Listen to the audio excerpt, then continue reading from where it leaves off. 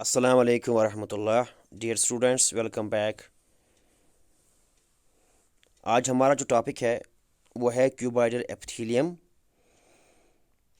जैसे कि आप जानते हो कि हम एनिमल टिश्यूज़ पढ़ रहे हैं, जिसमें हमने पहला टाइप पढ़ा है स्क्वैमस एपिथेलियम, जिसकी दो किस्में थी, simple squamous, stratified squamous epithelium.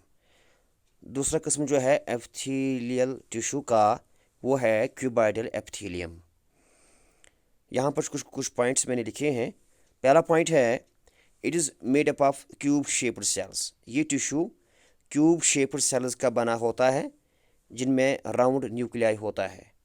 दूसरा पॉइंट, ये टिश्यू लाइनिंग बनाता है किडनी ट्यूब्यूल्स का, और डक्ट्स ऑफ सलिवरी ग्लैंड्स जो होते हैं उनकी लाइनिंग ये बनाता है, अंदरूनी लाइनिंग, जहाँ पर ये प्रोवाइड करता है मैकेनिकल सपोर्ट। तो इनको ये मैकेनिकल सपोर्ट फराहम करता है ये टिश्यू। इसके अलावा it fall also forms germinal epithelium of gonads.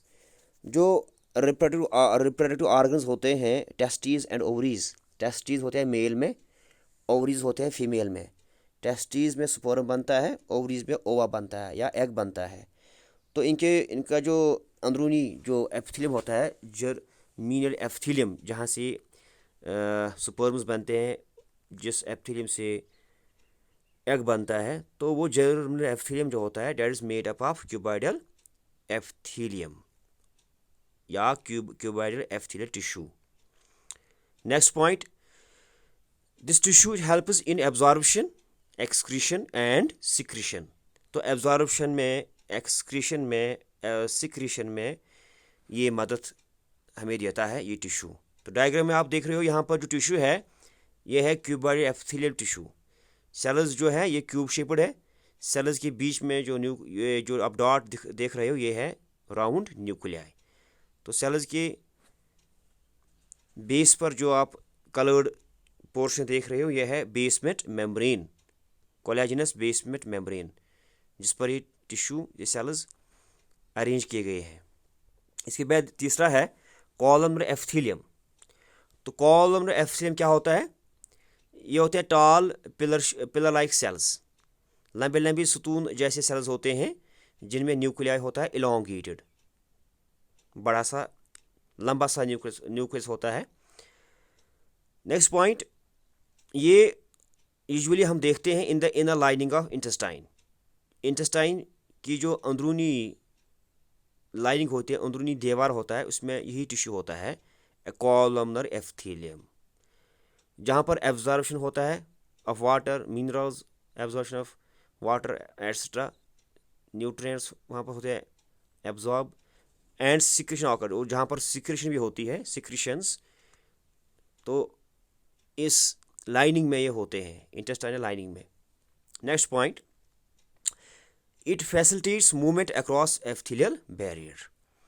Epithelial barrier जो एक रिकॉर्ड होती है, एक बैरियर होता है, तो बैरियर के आस अक्रॉस, आर पार मूवमेंट करने में ये मदद देता है ये टिश्यू, कॉलमनर एपिथेलियम। तो डायग्राम में आप देख रहे हो जो सेल्स है, ये पिलर लाइक है, pillar like toll sales.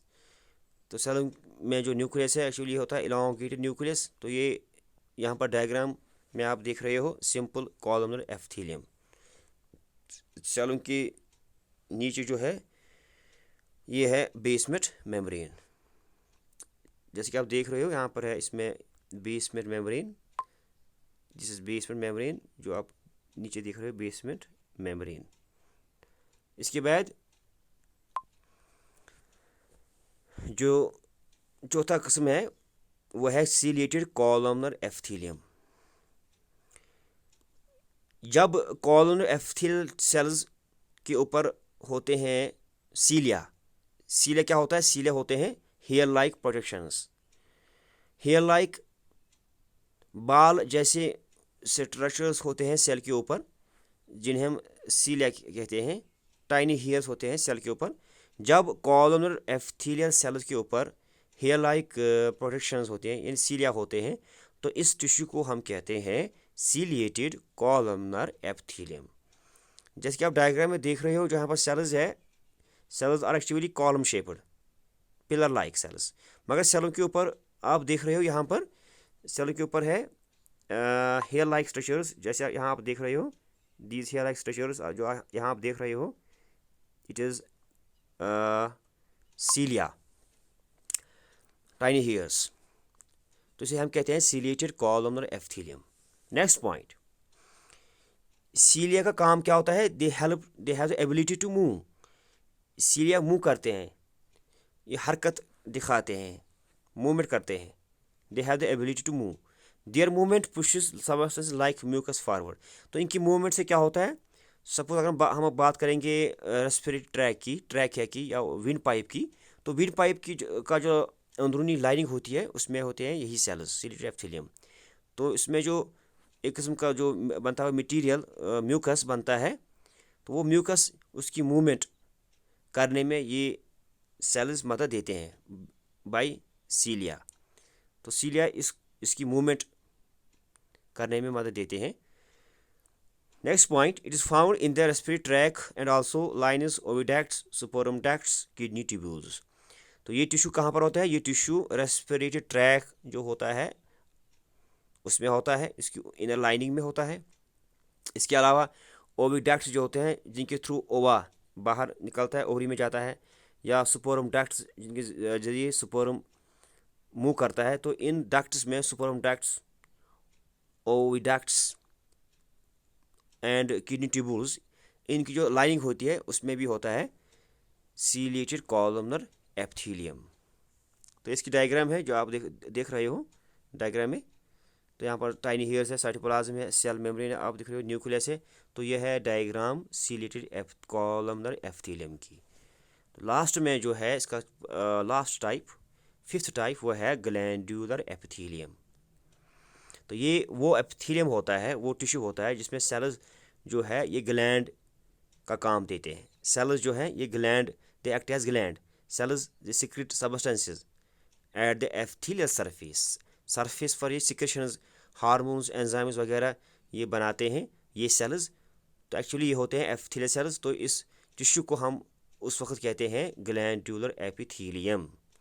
Actually होता क्या है? एक्चुअली ये होता है कि जो एपिथेलियल टिश्यू होता है, इसका एक पोर्शन इट फोल्ड्स इनवर्ड्स, ये अंदर की जानिब फोल्ड होता है।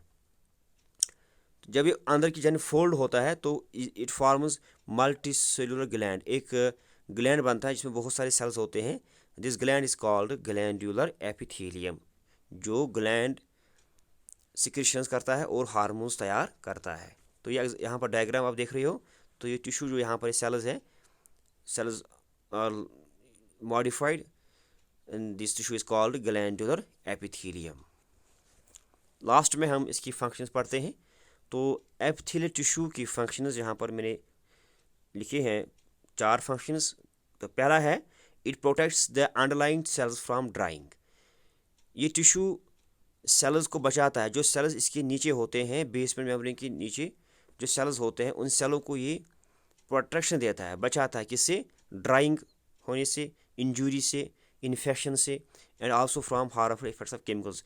तो जो मुख्तलिफ केमिकल्स होते हैं उनके नुकसानात से ये इन सेलों को बचाता है। Next, it plays a vital role in regulating exchange of materials. तो मटीरियल्स उनकी एक्सचेंज, उनका तबादला, उसको रेगुलेट करने में, कंट्रोल करने में ये मदद करता है। जो मटीरियल एक्सचेंज होता है बिटवीन बॉडी और एक्सटर्नल एनवायरनमेंट के दरमियान, जो मटीरियल ट्रांसफ़र होता है, या बिटवीन डिफरेंट बॉडी पार्ट्स, जिस्म के मुख्तलिफ हिस्सों में जो मटीरियल एक्सचेंज होता है, उसमें ये मदद करता है। Next point, it helps in absorption of water and nutrients. पानी की एब्जॉर्प्शन जो होती है या न्यूट्रिएंट्स की एब्जॉर्प्शन में ये टिश्यू मदद करता है। और डिफ्यूजन ऑफ गैसेस की डिफ्यूजन जो होती है, higher concentration to lower concentration, उसमें भी ये टिश्यू मदद फराहम करता है। लास्ट में जो है, it helps in elimination of waste products from the body. हमारी बॉडी में जो वेस्ट प्रोडक्ट्स बनते हैं उनकी इखराज जो होती है, उनकी इखराज में ये मदद करता है, उनको जिस्म से बाहर निकालने में ये टिश्यू मदद करता है, जिसे हम कहते हैं एपिथेलियल tissue. तो dear students, it was all about the epithelial tissue. तो हमने आज तक पढ़ा है epithelial tissue. तो epithelial tissue में हमने इसकी 5 किस्में पढ़ी है.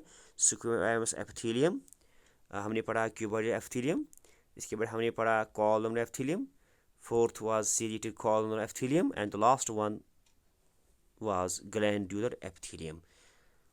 So this completes the today's topic of epithelium or epithelial tissue. Inshallah, by tomorrow we will take the next topic. Khuda Hafiz. Take care.